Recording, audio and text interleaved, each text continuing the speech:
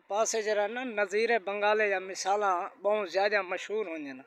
नज़ीरा बंगाला वेंदा पिया बाज़ार तक लगी वधिया सी भुख ते नज़ीरे बंगाले को एक बंदा टक्कर गए। नज़ीरा बंगाला बंदे को आखन पे यार तेको मैं दावत दी है तो तैं मेरी दावत नहीं खाधी। आज बाज़ार उमें मिल गई, चलो भाई आज मेरी दावत खाधी। वन बंदा काफ़ी कंफ्यूज था, परेशान थी कि यार मैं भी जानता नहीं है बंदा कौन है, खैर हूँ कि दी उसे दावत मैं न गया हो सा, भूल गया हो सा। चलो भाई आज इनकने खा गिंदे हैं। पहुँच गए होटल होते नज़ीरे बंगाले रोटी का आर्डर दिते, रोटी छोटी आ गई, प्रोटोकॉल ना रोटी खाधी ने।